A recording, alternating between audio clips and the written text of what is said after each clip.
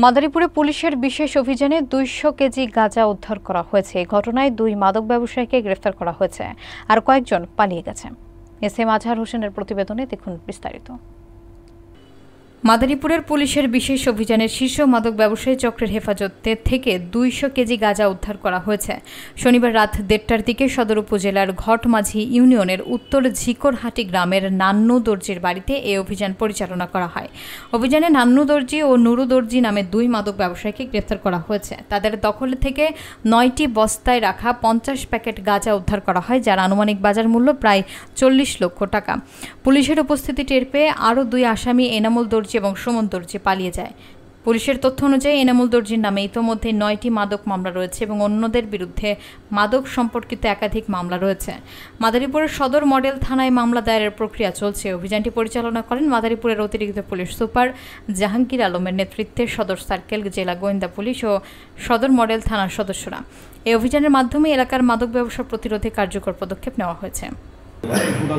আমরা আসামিদেরকে জিজ্ঞাসাবাদ করে জানতে পেরেছি যে এই আসলে মূলত এটা বেনাপোল বর্ডার হয়ে যশোর হয়ে আমাদের মাদারীপুরে প্রবেশ করেছিল।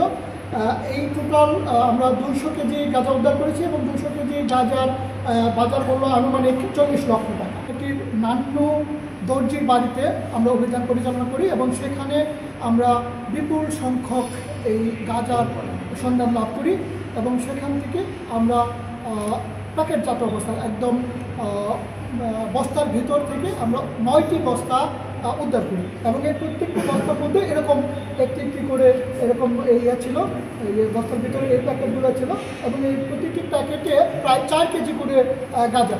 সুতরাং আমরা টোটাল এরকম 50টি প্যাকেট পাই এবং ওই 50টি প্যাকেটের মধ্যে সর্বমোট 200 কেজি গাঁজা আমরা উদ্ধার করি।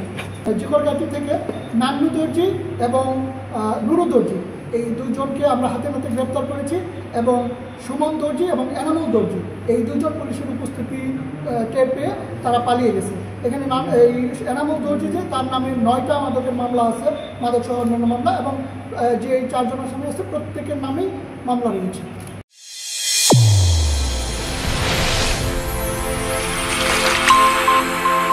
চ্যানেল A1 হৃদয়ের স্পন্দন।